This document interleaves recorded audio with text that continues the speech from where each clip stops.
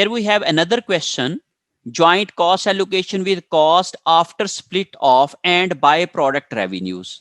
यहाँ पे हम लोग जो है वो एक बाय प्रोडक्ट भी हमें हासिल हो रही है और उस बाय प्रोडक्ट को भी हम लोग एडजस्ट करेंगे और प्लस उसके बाद जो है वो हम लोग जो है वो एडजस्टेड सेल्स वैल्यू मेथड को किस तरीके से अप्लाई करेंगे, ये हम लोग सीखने की कोशिश करते हैं। Boone Oil Company transports crude oil to its refinery where it is processed into main products gasoline, kerosene and diesel fuel. ये तीन प्रोडक्ट्स उनको मेन हासिल होती हैं and a by product base oil, और इसमें से उन्हें एक बेस ऑयल मिलता है। The base oil is sold at split off point. Base oil जो है वो उनका स्प्लिट ऑफ पॉइंट के ऊपर सेल हो जाता है, जो कि 55 लाख उनकी जो है वो अमाउंट होती है, मीनिंग एक सब्सटेंशियल अमाउंट है ऑफ द एनुअल रेवेन्यू। और एनुअल रेवेन्यू जो है वो उनका 5 लाख जो है वो उससे वो सेल हो जाती है जो बेस ऑयल है।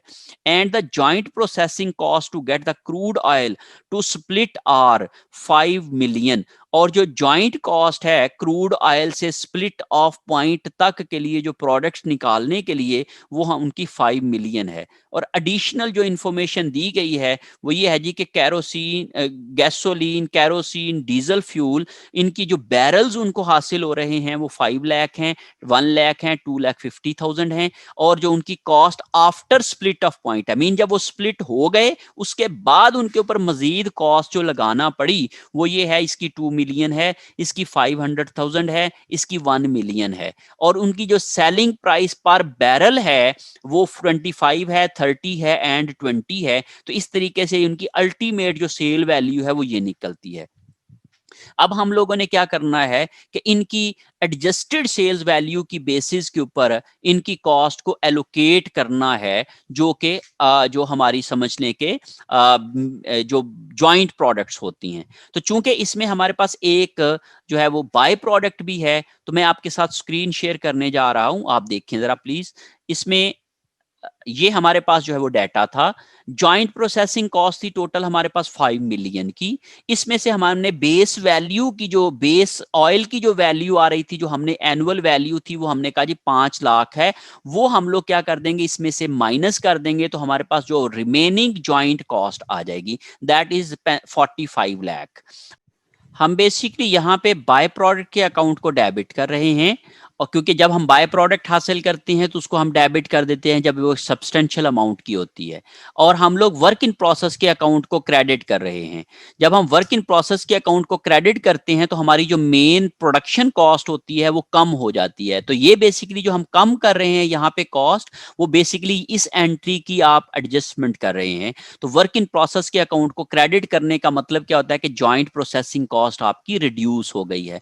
तो हमने 5 मिलियन की कॉस्ट थी, उसमें से हम लोगों ने 5 लाख निकाल दिया, तो ये हमारे पास 4.5 मिलियन आ गया। अब हमने ये जो रिमेनिंग कॉस्ट है ये हम लोगों ने मेन प्रोडक्ट्स के अंदर डिस्ट्रीब्यूट करनी है। लेकिन जो डिस्ट्रीब्यूट करने का हमारे पास तरीका है, जो हमने मेथड लगाना है, वो है हमारे पास एडजस्टेड सेल्स वैल्यू मेथड। तो सबसे पहले हमें चाहिए कि उनके कितने बैरल्स हमने प्रोड्यूस किए हैं। तो हमने कहा जी इसके 5 लाख बैरल्स हैं, इसके 1 लाख हैं, इसके 2.5 लाख हैं, टोटल 8,50,000 बैरल्स हैं।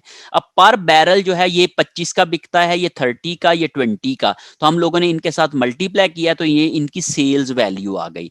जब सेल्स वैल्यू में से हम लोग cost after split off point minus करेंगे, मीन एडजस्टेड सेल्स वैल्यू या नेट सेल्स वैल्यू का मतलब क्या होता है कि ये सेल्स तो हासिल होगी, लेकिन उसके लिए हमें ये एक्सपेंसेस भी करना पड़ेंगे, हमें ये फर्दर एक्सपेंसेस करना पड़ेंगे, फर्दर उसको रिफाइन करने के लिए या फर्दर उनको बेचने के लिए, सेलेबल बनाने के लिए, मार्केटिंग वगैरह के ऊपर ये हमें फर्दर एक्सपेंसेस उसके ऊपर हर एक प्रोडक्ट के अलग अलग करना पड़ेंगे।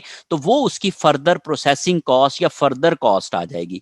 वो फर्दर कॉस्ट जब हम लोग उसकी रियलाइजेबल वैल्यू में से, जो उसकी सेल्स वैल्यू में से माइनस करेंगे उसके एक्सपेंसेस, तो ये बेसिकली उसकी नेट सेल्स वैल्यू आ जाएगी, जो कि हम लोग कहते हैं जी कि आखिर में उनकी सारे एक्सपेंसेस बियर करने के बाद हमें हासिल होगी, जो हमारे पास रियलाइज होगी, जो हम लोग नेट उससे वसूल करेंगे।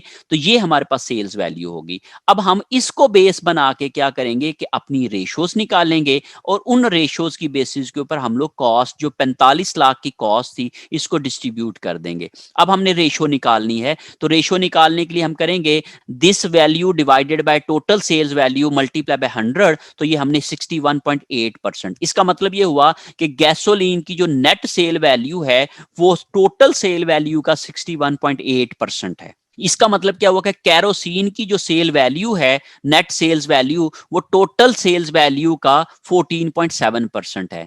और इसकी हमने कहा कि ये जो डीजल फ्यूल की नेट सेल्स वैल्यू है वो हमारी टोटल नेट सेल्स वैल्यू का 23.5% है। इट मींस जो इनकी परसेंटेज आ रही हैं इसी परसेंटेज के मुताबिक हम लोग 45 लाख की जो कॉस्ट है उसको उन प्रोडक्ट्स के अंदर डिस्ट्रीब्यूट कर देंगे। तो इस तरीके से हम लोग ये मेथड अप्लाई करके हमने अपनी जॉइंट कॉस्ट को क्या कर लिया, अपनी बाय प्रोडक्ट्स, अपनी जॉइंट प्रोडक्ट्स के अंदर डिस्ट्रीब्यूट कर लिया। अब इससे हमारे पास जो है वो आ जाएगा कि इनकी प्रॉफिटेबिलिटी क्या आ जाएगी। हम लोग जैसे इसकी अगर प्रॉफिट की स्टेटमेंट बनाना चाहें तो हम लोग यहां पे लिखेंगे सेल्स वैल्यू, सेल्स है। अब सेल्स वैल्यू इनकी हर एक प्रोडक्ट की आ रही है इज इक्वल टू दिस, हर एक की सेल्स वैल्यू जो है वो ये आ गई हमारे पास, और ये ओवरऑल कंपनी की सेल वैल्यू आ गई। फिर इसमें से हमने कहा जी less joint cost, joint cost जो हम लोगों ने इन इन प्रोडक्ट्स को चार्ज की है, तो जॉइंट कॉस्ट हम लोगों ने इन प्रोडक्ट्स को ये वाली चार्ज की है, तो इसकी ये जॉइंट कॉस्ट है, इसकी ये है, इसकी ये है, और टोटल इनकी कॉस्ट जो है वो ये बनती है। फिर इसके बाद हम लोगों ने ये कहा कि इसमें से हम करेंगे जी फर्दर कॉस्ट।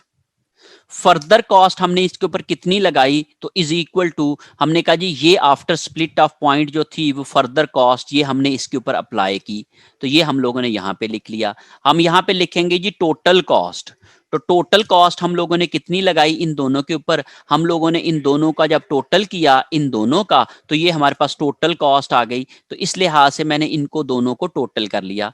अब मैं इसके जो है वो आपके सामने यहाँ पे इसको थोड़ा सा मैनेज करने के लिए ये कर रहा हूं, और ये मेरी सेल्स वैल्यू है, ये मेरी टोटल कॉस्ट वैल्यू है।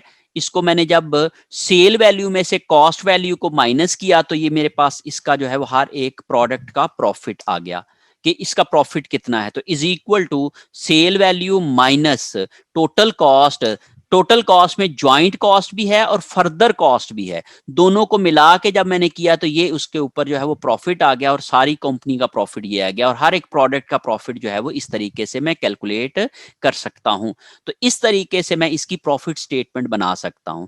तो जब मुझे प्रॉफिट स्टेटमेंट बनाना हो तो मुझे फिर ज्वाइंट कॉस्ट की एलोकेशन करना पड़ेगी, और ज्वाइंट कॉस्ट की एलोकेशन जो है वो मैं रिलेटिव सेल्स वैल्यू के मेथड के तहत कर सकता हूं, या फिर नेट सेल्स वैल्यू के मेथड के तहत कर सकता हूं, या फिर मैं फिजिकल यूनिट के मेथड के तहत कर सकता हूं। तो जब भी मैं जो भी मेथड लगाऊंगा वो उसका जो बेसिक मेथड होगा या तरीका होगा वो बिल्कुल इसी तरीके से सेम होगा, सिर्फ थोड़ी सी कैलकुलेशंस में फर्क आएगी। हम यहाँ पे रेशियो एंड प्रोपोर्शन का कॉन्सेप्ट यूज करते हैं और उसके मुताबिक कॉस्ट को एलोकेट कर देते होते हैं। तो ये बेसिकली था हमारे पास जॉइंट कॉस्ट की एलोकेशन के डिफरेंट मेथड्स। होप्स हो कि आप लोग इसको अच्छे तरीके से समझ गए होंगे और आप अपने न्यूमेरिकल्स करने में इसको अप्लाई कर सकेंगे।